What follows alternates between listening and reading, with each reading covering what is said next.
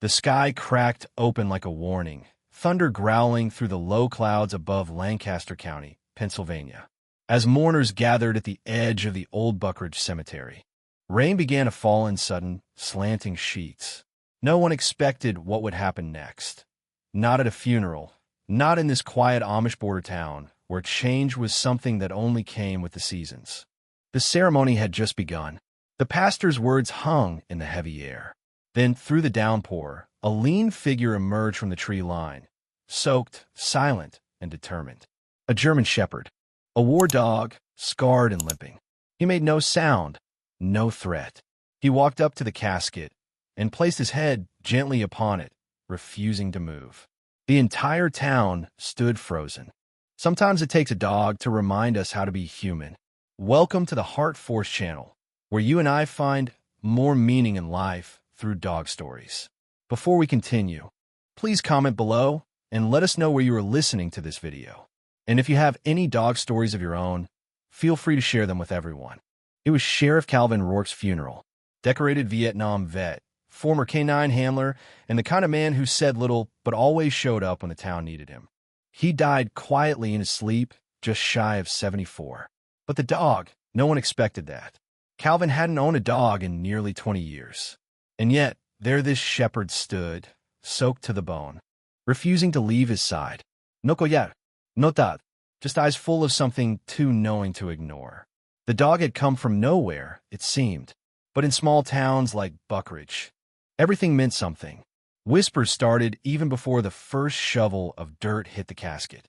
"I thought all his dogs were buried out back," murmured Martha Keller, the diner waitress who'd served Calvin coffee every day for 30 years. "Maybe not all of them," someone replied. After the funeral, the town returned to normal, if you could call it that. But something had changed. At the edge of town, a boy named Levi Whitaker, 12 years old and smart in ways adults often forget to understand, walked alone down gravel roads with questions in his head and worry in his heart. He'd seen the shepherd too, watched how it had lingered long after the crowd dispersed, how it circled Calvin's grave in the pouring rain like it was guarding something sacred. Levi wasn't just any boy. He was Calvin's godson, and he had a secret. Calvin had been teaching him things the world didn't know anymore. How to move through the woods without sound, how to listen better than you speak, how to treat every dog with more respect than most men. Especially one dog in particular. Levi's home life wasn't easy. His father, Jack Whitaker, a hardened farmer and former Marine, had no patience for sentiment. He believed in rules, discipline, and hard work.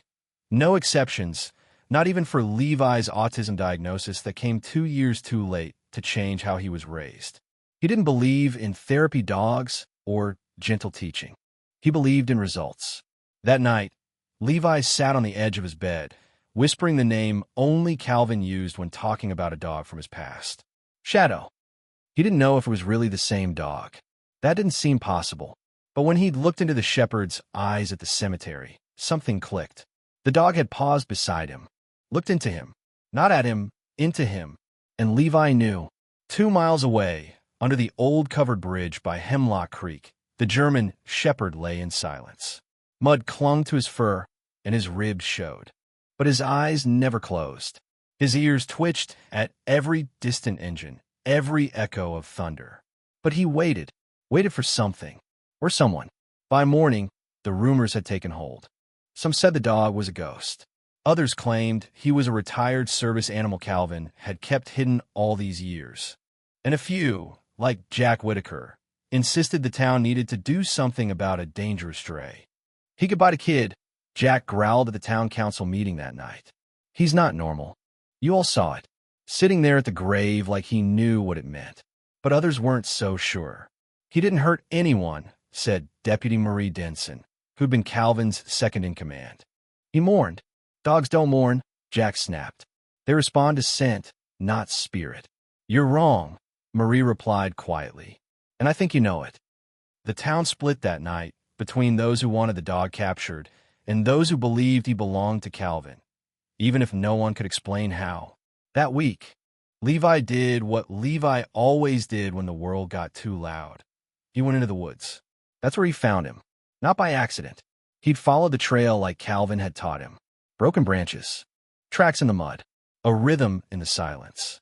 And then there he was, Shadow, lying under a tangle of laurel, ribs rising slowly. Watching, waiting, Levi sat down, hands open, just like Calvin said to do when you meet a dog who's lost more than most men can understand. He didn't say a word. Minutes passed. Then, slowly, the dog rose and walked to him, and lay down again, right at his side. That was the beginning of a secret Levi wasn't ready to share, of a bond that would defy the laws of nature and challenge the soul of an entire town, and of a healing journey that would awaken something in Levi and everyone who met the shepherd that had waited too long to be seen. For 3 mornings straight, Levi woke before dawn and snuck out before the rooster crowed. He packed a lunch that he wouldn't eat, filled 2 bottles with creek water, and slipped through the back fence like a ghost. His parents thought he was sleeping late. He never was a breakfast talker anyway. But Levi had bigger things on his mind than eggs and toast. He had a shepherd to keep alive. Shadow, he decided that was his name, was waiting in the same laurel thicket every day. When Levi came into view, the dog would lift his head, tail thumping faintly on the forest floor. He didn't bark, didn't whine, just watched the boy the way soldiers watch the horizon. They were a pair of ghosts, really, one forgotten, one misunderstood. Both unwanted by a world that didn't know how to listen anymore. And, together, they made something like peace. Levi had never kept a secret this big, especially not from his father, who thought lies were worse than sin. But this wasn't a lie. It was a mission. Calvin had once told him, sometimes the right thing breaks every rule. Shadow was hurt, limping badly on one side. His front paw was raw, maybe cut on barbed wire. His coat was mangled with thorns and dry blood.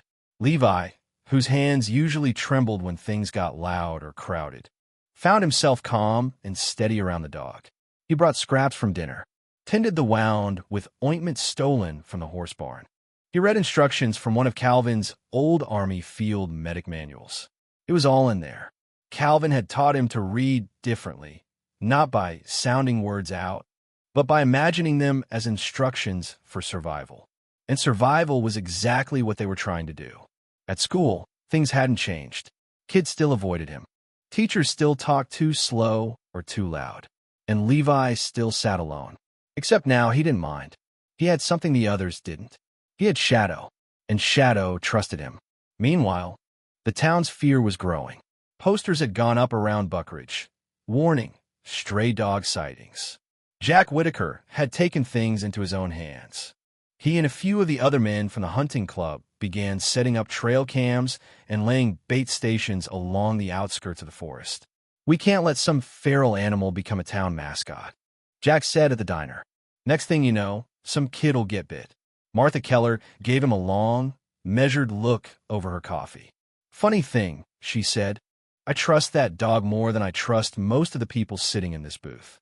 Jack didn't respond, but he tightened his jaw and left a few bills on the counter before walking out. Deputy Marie Denson was the only official still asking questions no one else would. She'd grown up in Buckridge, left for the academy, and come back to take care of her ailing mother.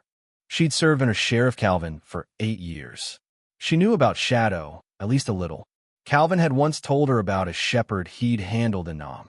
Said the dog saved more lives than bullets ever could. She figured Shadow had died decades ago. But now she wasn't so sure. So she started digging quietly. Pulled Calvin's old military files. Cross-referenced K-9 unit logs from the 173rd Airborne. And there it was. Shadow, service number 2463, K9, German Shepherd, status, MIA, presumed Kia, 1972. That made no sense, but it was there, and it looked an awful lot like the dog she'd seen at the funeral. Back in the woods, Levi built a small shelter out of pine limbs and hay, just enough to shield Shadow from the night wind. He tucked the tarp in at the sides, humming softly as he worked. The dog always relaxed when Levi hummed. That night, as the first frost settled on the ground, Levi wrapped an old army blanket around Shadow's shoulders, the one from Calvin's workshop. He'd taken it the day after the funeral when no one was watching. It still smelled like motor oil and cedar shavings. The dog didn't move, just laid his head against Levi's leg and sighed. And that's when Levi started talking. I think you knew him. Calvin. I think you were his. He always said he owed everything to a dog no one else believed in. Maybe that was you. Shadow blinked slowly. I don't care if it's not real, Levi whispered. You're real to me. Jack had noticed changes. The boy was quieter, more focused, but also distracted. He thought it was the grief finally catching up. Calvin had been like a grandfather to Levi. But when Jack found a bundle of raw meat missing from the cooler and the old army blanket gone from the barn, his suspicions turned sharp. That night, Jack followed his son. He kept his truck lights off as he tailed the boy's bike along the gravel back road. At the edge of the woods, Jack parked and waited. Watched Levi disappear into the trees with a pack slung over his shoulder. He followed, slow, quiet, and then he saw it. The firelight, the shelter, the dog. For a moment, Jack froze. The shepherd looked up, eyes burning orange in the fire's glow. Levi didn't see his father standing there. He was brushing the dog's fur, his small hands moving with incredible care. Jack had been raised to put animals in two categories, useful or dangerous. But what he saw now didn't fit either. He didn't move, didn't speak, just turned and left. The next morning, Levi came down to breakfast expecting the world to explode. It didn't. Jack sipped his coffee, said nothing, but Levi could feel it. Something had shifted.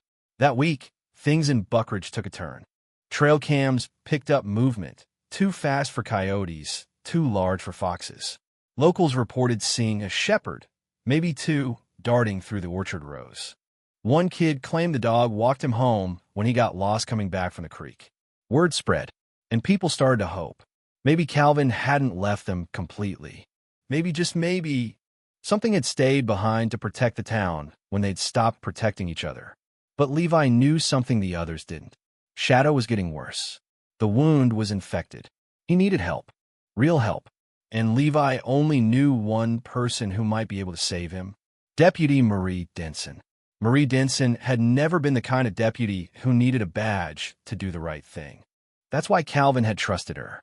Not because she followed the book, but because she knew when to throw the book out the window and listen to her gut.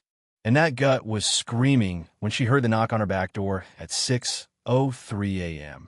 She opened it, half-dressed, coffee still on the burner. And there stood Levi Whitaker, out of breath, soaked from fog, clutching a flannel blanket wrapped around something that was barely moving. You have to help him, Levi said, voice shaking. Please. I didn't know who else. Marie looked down. Two blood-slick paws stuck out from the blanket. Then the eyes, golden, deep, desperate. She knew them in an instant. Shadow, come in. Quick. Marie grabbed towels, peroxide, gauze, the basics. She didn't ask questions. Didn't need to. Levi laid the dog on a fleece-lined rug by the fireplace. Shadow let out a guttural exhale. It was the sound of a soul too tired to fight, but still too stubborn to let go. Marie worked in silence, her hands fast but gentle. This wound's deep, she muttered. Infection spread. You did a hell of a job keeping him going this long, Levi. But he needs antibiotics. Real ones. I can get them, Levi said instantly. Marie raised an eyebrow. Ow! My mom's a vet tech. She keeps him at home. I know where. Marie hesitated. Okay, but listen to me, Levi. This dog, if he belongs to someone, if he's part of something, this could get bigger than us. Levi didn't flinch. He's part of me. And with that, he ran back into the mist. By mid-morning, Shadow was drifting in and out of consciousness, his breathing shallow, the infection dragging him under like quicksand. Marie had cleaned the wound as best she could, but it wasn't enough. That's when she made the call. Not to animal control, not to her boss, to Calvin's sister, Margaret Rourke, a retired military nurse who lived just outside town. She answered on the second ring. You still know how to treat a dog like it's a soldier? Marie asked. Margaret didn't hesitate. What have you done? Meanwhile, the town of Buckridge stirred with a strange sense of anticipation. The shepherd was being talked about not as a threat anymore, but as a symbol. A local teacher began assigning essays on the wisdom of animals. Martha Keller made a cardboard cutout of a German shepherd and set in the window with a sign, "Coffee for those who believe." Even Jack Whitaker found himself watching the woods differently, less like a hunter, more like someone waiting for an answer. By the time Margaret Rourke arrived at Marie's, Levi had returned with 2 vials of veterinary-grade amoxicillin and a syringe he didn't know how to use. Marie took over, prepping the injection. Margaret knelt by the dog, her lined hands brushing through his fur. "You're him," she whispered. "You're the one Calvin told me about. I thought he was just clinging to memories." Shadow stirred at the sound of her voice. Margaret nodded at Marie. "Do it." The shot went in clean. The dog didn't flinch. Just watched them both, eyes dim but present. Then Levi did something no one expected. He laid down beside Shadow. Not next to him, beside him. Chest to chest, nose to fur, and he whispered, "Stay, please, just stay." The hours that followed were slow and silent. Marie made soup. Margaret liquide. Levi stayed right where he was. Shadow didn't move, but he also didn't leave. By nightfall, the fever began to break. The swelling receded. The breathing steadied. The tail barely thumped once. Marie stared, awed. "That dog should have died." Margaret nodded. "He didn't because he chose not to, just like he did back then." Marie finally turned to Levi. "We need to talk." They sat at the kitchen table. Levi looked too young for the weight he carried, but he didn't shrink from it. Marie placed a folder in front of him. It was Calvin's file. Photos, reports, letters. Everything the government had kept classified for years. She opened to a picture, Calvin, in uniform, kneeling beside a German shepherd. Lean, proud, scars on one ear. "Shadow," she said. "Originally named Rex, 2463. Va declared MIA in 1972. Presumed dead after an ambush." Calvin said the dog pulled 2 wounded men out of a burning vehicle before vanishing into the jungle. She flipped the page. Calvin swore he saw him again. Years later, said the dog had tracked him to an outpost halfway across Vietnam. Levi leaned in. "But how? Dogs don't live that long." Marie's eyes narrowed. "I don't know, but what I saw at that funeral." Margaret picked up the thread. "Some things don't fit science." Calvin believed Shadow was more than just a dog. He said, "That shepherd found me when I was broken, and he'll find whoever needs him next." Silence filled the room. Then Levi said out loud, "So he found me." Margaret smiled. "Maybe he found us all." But the town wasn't done with secrets. That night, someone broke into Marie's barn, not to hurt the dog, but to take him. Shadow was gone by dawn. All that remained was a single collar, old, frayed. U.S. Army tag still attached. Rex, 2463. The sun rose over Buckridge the way it always did, calm, quiet, unassuming. But for Levi, the world was no longer safe. Not without Shadow. When he'd opened Marie's barn that morning and found only the imprint of the shepherd's body in the hay, he didn't cry. He didn't scream. He simply stood there, fists clenched, jaws set like stone. He'd made a promise to Calvin, and now Shadow was gone. Again. Marie was already working her contacts by the time Levi returned to her house. "I don't think this was just some thief," she said, flipping through her notebook. "There are no signs of forced entry. Whoever took him knew the dog, knew how to approach him." Levi shook his head. He wouldn't have gone unless he trusted them. Or unless... Marie's eyes narrowed. Unless they drugged him. Meanwhile, word had spread across town. Shadow was missing. But this time, the public wasn't indifferent. Something had shifted in Buckridge since the funeral, since the story began to reach ears that hadn't wanted to hear it before. People began calling the sheriff's office, reporting suspicious trucks, asking if a search party would be organized. Even Martha Keller at the diner posted a sign in her window. "Lost. One shepherd who knows too much." Jack Whitaker noticed it too. He sat in his truck outside the feed store, watching as neighbors gathered in groups to talk, not about weather or crops, but about a dog. And not just any dog. The one his son had risked everything to protect. The one he himself had stood in the woods and watched. There was a time he'd have dismissed it all as superstition. But not anymore. That evening, Jack knocked on Marie's door. She answered in silence. "I want to help," he said. Marie raised a brow. Why now? He glanced past her into the house, where Levi sat in the corner with Margaret, poring over an old map of the woods. Because I saw the way he looked at that dog, Jack said, and I saw the way that dog looked back.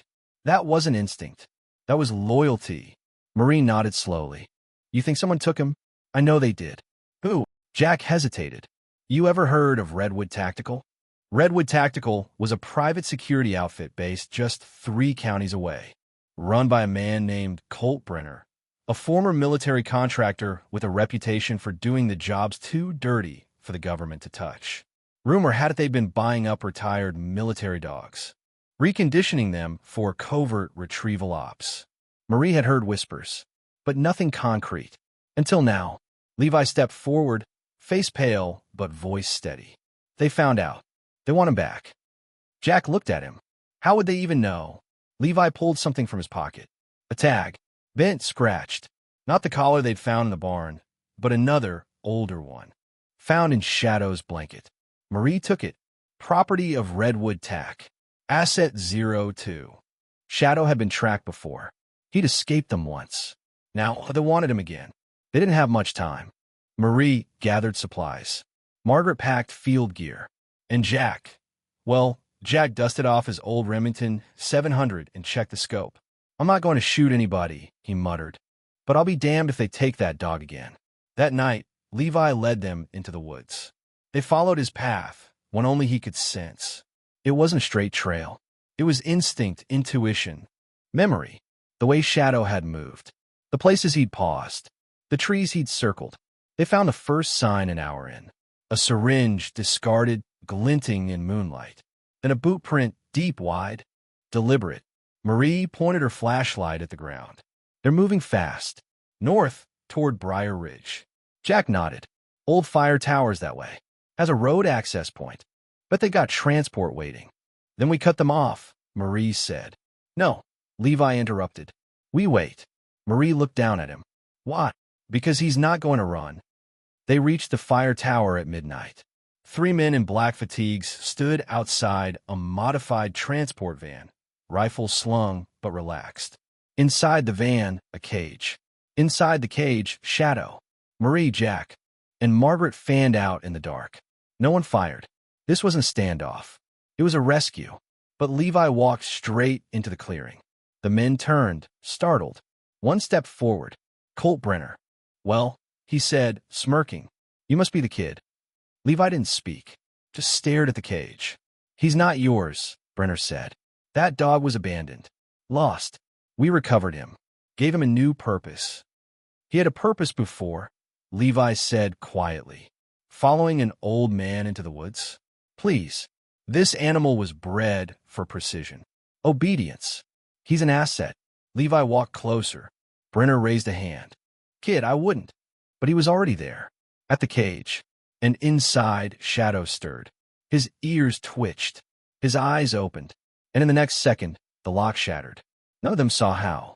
But the cage door slammed open, and Shadow exploded out like a storm unchained. Not toward Brenner, but toward Levi. The boy knelt, arms open. Shadow leapt, and landed perfectly, tail wagging, head pressed to Levi's chest. Brenner raised his rifle, but Jack's voice rang out like thunder. I wouldn't. He stepped from the trees, rifle raised, Marie flanking him. Margaret stepped beside Levi. We've got cameras, she said. Satellite GPS. You so much as blink wrong, and this story goes national. Brenner froze. Then, slowly, he lowered the weapon. This isn't over, he hissed. No, Marie said. It's just beginning. They walked out together, Levi leading, Shadow at his side. No lashed. No commands. Just trust. The kind that doesn't come from training. The kind that survives war, time, and betrayal. By dawn, they were back in Buckridge. Shadow limped, but his head was high. And as they passed the church, the bakery, the school, people emerged. One by one, in silence. They stepped aside, and then, as if rehearsed, they knelt. Every single one. For the dog that had come back. The boy who hadn't given up. And the town that finally understood. The sun rose slow and gold over Buckridge. warming the rooftops and cutting through the cold that had sat heavy over the town all spring. But it wasn't just the weather changing. It was something deeper, like a spell had broken. And it all began with a dog. 3 days after Shadow returned, the town council gathered for an emergency meeting. Not about zoning permits, not about taxes, about him. "He's still technically a stray," said Councilman Haverly, tapping his pen nervously. "We need to make a decision." Marie Denson stood up. "He's not a stray. He's a veteran. He served with Calvin. He saved Levi. He's done more for this town in a month than most of us do in a year." Jack Whitaker rose next. Slowly, deliberately. "I used to think dogs were animals. Nothing more. I was wrong." He glanced at his son in the audience. "We were all wrong." The vote was unanimous. Shadow would stay. Levi was officially registered as his guardian. Not owner. Guardian. The distinction mattered. Because Shadow wasn't something to be owned. That summer, Buckridge began to shift in ways no one had predicted. Jack shut down his hunting guide service and converted his land into a wildlife preserve. "Not just for the animals," he told Levi, "but for us. So we can learn to be better stewards." Martha Keller turned the diner into a part-time animal therapy space. On Tuesdays, kids with trauma could come and read to dogs. Marie ran for sheriff and won. Margaret Rourke became the town's first animal welfare commissioner. But the most profound change came in the people themselves. The town that once divided over control now united over compassion. Levi, once the quiet boy in the corner, became something of a local hero. Not because he fought, but because he refused to, because he stood his ground with open hands, because he gave his voice to something that couldn't speak for itself. And Shadow? Shadow changed everything. He patrolled the school grounds during recess, calmly circling the fence line like a guardian. He lay beside veterans at the VA clinic during group therapy. He rode in Marie's patrol car, front seat, of course, on every late-night check-in. He became the town's myth and truth all at once. Then, one crisp October evening, as the sun set fire across the treetops, Shadow led Levi back to Calvin's grave. He sat down, facing the headstone, and remained perfectly still. Levi didn't speak, just sat beside him. They stayed that way for a long time. Eventually, Levi whispered, "You brought him back, didn't you?" Shadow looked up, ears twitching. Not an answer, but an understanding. That night, Shadow slept curled at Levi's feet.